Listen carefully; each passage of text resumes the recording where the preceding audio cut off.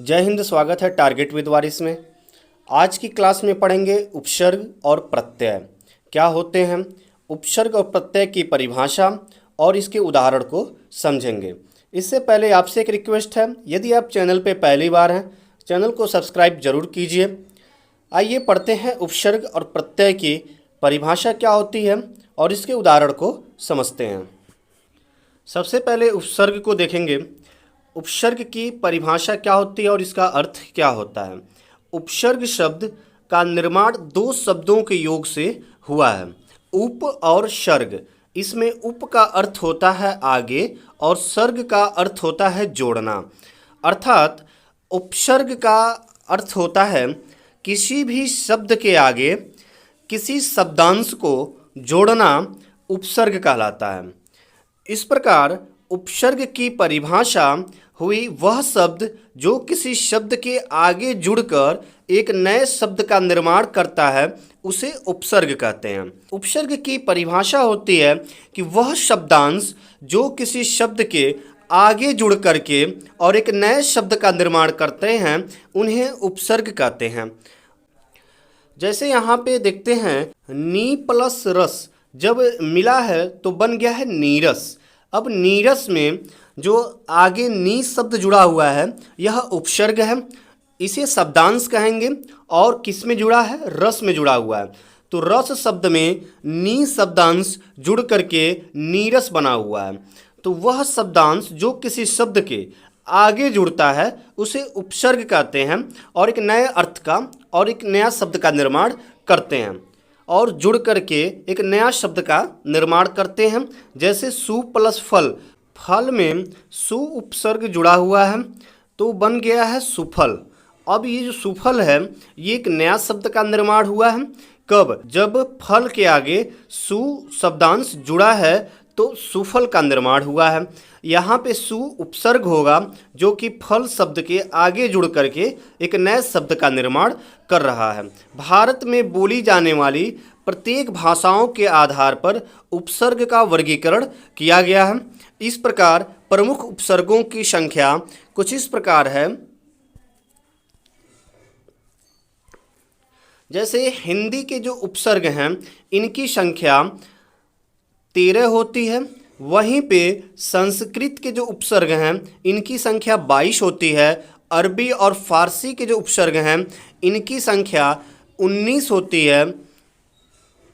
वहीं पे अंग्रेजी के जो शब्द हैं, अंग्रेजी के जो उपसर्ग हैं इनकी संख्या 6 के आसपास होती है। तो इस प्रकार हिंदी के उपसर्ग कितने होते हैं? हिंदी में 13 उपसर्ग होते हैं, वहीं पे संस्कृत में 22 उपसर्ग होते हैं। अरबी फारसी के उपसर्गों की संख्या 19 होती है, जबकि अंग्रेजी के जो उपसर्ग हैं इनकी संख्या 6 के आसपास होती है। संस्कृत के 22 उपसर्ग होते हैं। इनमें से प्रमुख उपसर्गों को पढ़ेंगे। जैसे पहला है यहाँ पे औ का अर्थ होता है बुरा या हीन। जब यह किसी शब्द के शुरू में जुड़ता है तो बन जाता है औन्नत्य, अवनीश, अवधारण। ये जो सभी शब्द हैं ये औ उपसर्ग से बने हुए हैं। उसी तरह उद जो उपसर्ग है इसका अर्थ होता है ऊंचा या श्रेष्ठ। जब यह किसी शब्द के शुरू में जुड़ करके एक नए शब्द का निर्माण करते हैं, जैसे उद्धार, उद्यम, उद्धात, उदध। उसी तरह दुर है, दुर उपसर्ग है संस्कृत का जिसका अर्थ बुरा होता है। जब यह किसी शब्द के शुरू में जुड़ता है तो कुछ नए शब्दों का निर्माण करते हैं, जैसे दुर्घटना, दुराचार, दुर्भाग्य। अब भाग्य में दुर उपसर्ग जुड़ा हुआ है उसके आगे तो बन गया है दुर्भाग्य। इसी तरह दुराचार में दुर प्लस आचार जुड़ा हुआ है तो दुराचार हो गया है। दुर प्लस घटना जब मिलेगा तो बन जाएगा दुर्घटना। इसी तरह नी है, नी जो उपसर्ग है इसका अर्थ होता है नीचे, और जब यह किसी शब्द के शुरू में जुड़ता है तो बन जाता है निरोग, निकास, निवाला। इसी तरह दुष् है, कठिन, इसका अर्थ होता है दुष्कर्म, दुस्साहस, दुस्साध्य। जो ये सभी शब्द हैं ये दुष् उपसर्ग से बने हुए हैं। उसी तरह उत है, उत का अर्थ होता है ऊपर, जिससे उपसर्ग का निर्माण होता है उत्कृष्ट, उत्प्रेक्षा, उत्कृष्ट, उत्थान। ये जो सभी शब्द हैं ये संस्कृत उपसर्ग से बने हुए हैं। ये कुछ प्रमुख संस्कृत के उपसर्ग हैं, लेकिन जो कुल उपसर्गों की संख्या होती है संस्कृत में, उनकी संख्या 22 होती है। इसी तरह आगे देखेंगे हिंदी के उपसर्ग। हिंदी के उपसर्गों की संख्या कुल 13 होती है। इसमें प्रमुख उपसर्ग जैसे आ है, आ का अर्थ होता है के साथ। अब ये जब किसी शब्द के शुरू में जुड़ते हैं तो आकार, आबाद, आशार, आधार जैसे शब्दों का निर्माण करते हैं। इसी तरह इसका अर्थ होता है अभाव, और ये किसी शब्द के शुरू में जुड़ के असमान, अलाप जैसे शब्दों का ये निर्माण करते हैं। उसी तरह है, जो उपसर्ग है इसका अर्थ होता है हीनता। अब ये जो है इसका अर्थ हीनता होता है। ये उपसर्ग से जो नए शब्द बनते हैं जैसे अवघट, औसत, औचित्य। उसी तरह अन है, अन उपसर्ग का अर्थ होता है नहीं। अब ये जब नए शब्दों का निर्माण करते हैं किसी शब्द के शुरू में, तो वो शब्द बनते हैं जैसे अंधकार, अहंकार, अनचाह। तो ये सभी शब्द अन उपसर्ग से बने हुए हैं। इसी तरह बिन है, बिन का अर्थ होता है रहित। अब ये जो नए शब्दों का निर्माण कर रहे हैं जैसे बिन मांगा, बिन खाया, बिन प्यासा, ये बिन उपसर्ग से बने हुए हैं। उसी तरह सु है, सु का अर्थ होता है अच्छा, और ये जो शब्दों का निर्माण करते हैं किसी शब्द के शुरू में जुड़ के, तो ये बनाते हैं सुफल, सुप्रसिद्ध, सुदृढ़, सुहास जैसे शब्दों का निर्माण करते हैं। उसी तरह कु है, तो कु का अर्थ कु होता है जैसे कुष्टि, कुतर्क, कुराह, कुकर्म जैसे शब्दों का ये निर्माण करते हैं। तो ये प्रमुख उपसर्ग हो गए हिंदी के। आगे देखेंगे फारसी के उपसर्ग। तो अरबी फारसी के कुल उपसर्गों की संख्या 19 होती है। इसमें जो प्रमुख उपसर्ग हैं जैसे बे है, बे का अर्थ होता है बिना। अब ये जो कुछ नए शब्दों का निर्माण करते हैं जैसे बेदर्द, बेदखल, बेकसूर, बेगैरत। इसी तरह खुश है, खुश का अर्थ होता है अच्छा। अब ये जो खुश है, ये कुछ नए उपसर्ग जैसे खुशहाल, खुशफहमी, खुशबू जैसे शब्दों का निर्माण कर रहे हैं। ना उपसर्ग है जिसका अर्थ होता है नहीं। ये नामर्द, नालायक, नाराज, नासाज जैसे शब्दों का निर्माण करते हैं, और ये सभी शब्द फारसी के शब्द या अरबी के शब्द बनते हैं। उसी तरह बद है, बद का अर्थ होता है बद, बेकार जैसे बदनाम, बदहाल, बदसूरत, बदनाम। कम है, कम का अर्थ होता है कम, थोड़ा जैसे कमजोर, कमजर्फ, कमबख्त, कमशीन। ला है, ला का अर्थ बिना होता है जैसे लाइलाज, लाचार, लानत। बा है, बा का अर्थ सहित होता है जैसे बाकायदा, बावास्ता, बाइज्जत, बामुश्किल। ये सभी शब्दों का निर्माण बा उपसर्ग के मिलने से हुआ है। तो ये प्रमुख उपसर्ग से बने प्रमुख शब्द हो गए अरबी और फारसी के। अरबी फारसी के कुल उपसर्गों की संख्या 19 होती है।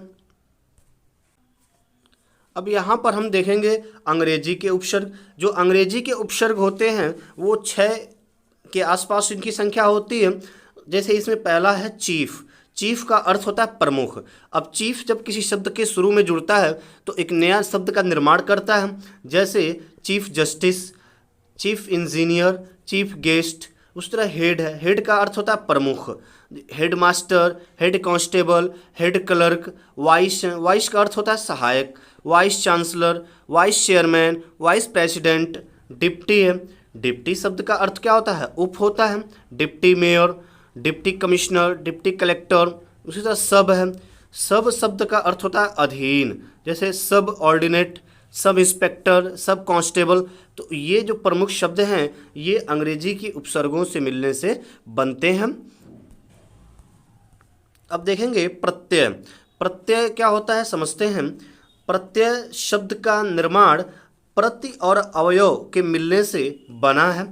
प्रत्यय वह शब्दांश है जो किसी शब्द के पीछे लगकर एक नए शब्द का निर्माण करता है। जैसे पूजा प्लस पा, तो ये बन गया पूजापा। इस तरह कला प्लस कार, ये बन गया कलाकार।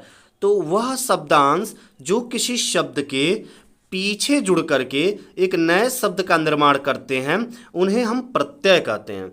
प्रत्यय शब्द क्या होते हैं?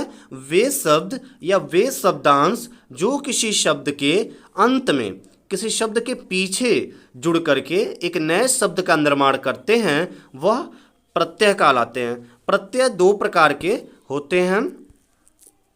प्रत्यय, इनकी संख्या दो प्रकार के होते हैं प्रमुख रूप से। एक कृत प्रत्यय और दूसरा तद्धित प्रत्यय होता है। कृत प्रत्यय और तद्धित प्रत्यय क्या होता है, इसको समझ लेते हैं। कृत प्रत्यय किसे कहते हैं? जो शब्दांश किसी क्रिया के पीछे लगकर एक नए शब्द का निर्माण करते हैं, उन्हें कृत प्रत्यय कहते हैं। कृत का अर्थ क्रिया से होता है। कृत का अर्थ किससे होता है? क्रिया से। तो जो शब्दांश क्रिया शब्द के पीछे लग करके एक नए शब्द का निर्माण करते हैं, उन्हें कृत प्रत्यय कहते हैं। जैसे कि यहाँ पर आप देख पा रहे हैं कि लिखा है आया, ये प्रत्यय है। अब ये किसी क्रिया के अंत में जब जुड़ेगा तो बन जाएगा घबराया, बतियाया, बड़बड़ाया। इसी तरह आई है, आई शब्द जब प्रत्यय किसी शब्द के अंत में जुड़ेगा तो बन जाएगा लड़ना, एक क्रिया है। अब इसके अंत में जब आई जुड़ेगा तो बन जाएगा लड़ाई, बड़ाई, गुड़ाई, खुदाई। खोदना एक क्रिया है, अंत में आई जुड़ा प्रत्यय तो क्या बन गया? एक नया शब्द खुदाई। इस तरह आवट है। अब आवट जो प्रत्यय है ये क्रिया के अंत में जुड़ा तो बन गया थकावट। जैसे थकान, अब थकान एक क्या है? क्रिया है। अब इसके अंत में जब आवट जुड़ेगा तो बन जाएगा थकावट, बुझावट, लगावट, लिखना, लिखावट। तो इस तरह के शब्द बन जाते हैं आवट प्रत्यय लगने से। इस तरह आहट है तो इससे बनेगा क्या? घबराहट, सनसनाहट, भिनभिनाहट। आका है तो लड़ाका, ठहाका, कड़ाका। ता प्रत्यय है सुनाता, बुनता, सुनता, बुनता, कहता, मरता। ये जो सभी शब्द हैं ये ता प्रत्यय लगने से बना हुआ है। आऊ है, अब आऊ बुझाऊ, मराऊ। कर प्रत्यय है। अब कर जब किसी क्रिया के अंत में जुड़ेगा तो बन जाएगा मर कर, थक कर, सो कर, हंस कर। अब हंसना क्या है? क्रिया है और उसके अंत में कर जोड़ देंगे तो बन जाएगा हंस कर। तो इसी प्रकार क्रिया शब्द के अंत में जुड़ने वाले प्रत्यय को कृत प्रत्यय कहा जाता है। तद्धित प्रत्यय, तद्धित प्रत्यय किसे कहते हैं? जो शब्दांश संज्ञा या सर्वनाम या विशेषण के पीछे लगकर एक नए शब्द का निर्माण करते हैं, उसे तद्धित प्रत्यय कहते हैं। तद्धित प्रत्यय क्या होता है कि वे शब्दांश जो क्रिया को छोड़ के बाकी के जितने शब्द होते हैं, जैसे संज्ञा, सर्वनाम, विशेषण, इनके पीछे लग करके एक नए शब्द का निर्माण करते हैं, उसे तद्धित प्रत्यय कहते हैं। जैसे कि यहाँ पर आप देख पा रहे हैं लिखा है आ प्रत्यय। अब आ प्रत्यय भूखा, भूख की क्या है? संज्ञा है। और भूख के अंत में जब आ प्रत्यय जुड़ा है तो बन गया भूखा। सच्चा, झूठा, पक्का, ये सभी नए शब्दों का निर्माण हुआ है आ प्रत्यय जोड़ने से। आई है तो बुराई, खटाई, भलाई, सफाई, ये सब क्या है? भला एक गुण है और गुण क्या होता है? संज्ञा होता है। लेकिन अंत में जब आई प्रत्यय जुड़ा तो बन गया भलाई। इस तरह सफाई, खटाई, बुराई, ये जो सभी प्रत्यय शब्द का निर्माण हुआ है ये आई प्रत्यय लगने से बना है। इसी तरह तया, सामान्यतया, विशेषतया, संभवतया। वां एभिक प्रत्यय है तो ये जब किसी शब्द के अंत में जुड़ेगा तो बन जाएगा आठवां, बारहवां, सातवां। वाला चश्मा वाला, पान वाला, दूध वाला, एक विशेषता बन जाती है ये। दान है, खानदान, दीपदान, धूपदान, कूड़ेदान।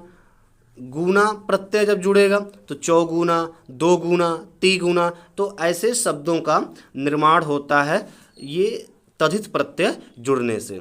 तद्धित प्रत्यय जो क्रिया को छोड़ के संज्ञा, सर्वनाम या विशेषण के अंत में जुड़ते हैं वे तद्धित प्रत्यय कहलाते हैं। यहाँ पे समझते हैं प्रत्यय और उपसर्ग में यह समानता है कि प्रत्यय और उपसर्ग दोनों ही स्वतंत्र रूप से कहीं भी प्रयुक्त नहीं होते हैं। इनकी अपनी कोई पहचान नहीं होती है, बल्कि किसी शब्द से जुड़कर एक नया पहचान बनाते हैं। प्रत्यय शब्द के अंत में जुड़ता है, उपसर्ग शब्द के शुरू में जुड़ता है। प्रत्यय और उपसर्ग शब्दांश हैं, शब्द नहीं हैं। जो प्रत्यय और उपसर्ग होते हैं ये एक शब्दांश होते हैं, शब्द के अंश होते हैं, जो शब्द के साथ जुड़ने के बाद ही जो है वाक्य में प्रयोग किए जाते हैं। स्वतंत्र रूप से यह वाक्य में प्रयोग नहीं किए जाते हैं। प्रत्यय वह शब्दांश होता है जो किसी शब्द के अंत में जुड़ के एक नए शब्द का निर्माण करते हैं, जबकि उपसर्ग वह शब्दांश होते हैं जो किसी शब्द के प्रारंभ में या शुरू में जुड़ करके एक नए शब्द का निर्माण करते हैं। प्रत्यय और उपसर्ग शब्दांश हैं, शब्द नहीं है। इनमें शब्द निर्माण की क्षमता होती है। तो इस तरह से आपने उपसर्ग और प्रत्यय की परिभाषा, इसके प्रकार, उदाहरण और इसकी समानता और असमानता को आपने समझ लिया। आशा करते हैं ये क्लास आपको अच्छा लगा होगा। चैनल को यदि आपने अभी तक सब्सक्राइब नहीं किया है तो चैनल को सब्सक्राइब ज़रूर कीजिए, वीडियो को लाइक कीजिए। मिलेंगे अगली क्लास में। जय हिंद, शुक्रिया।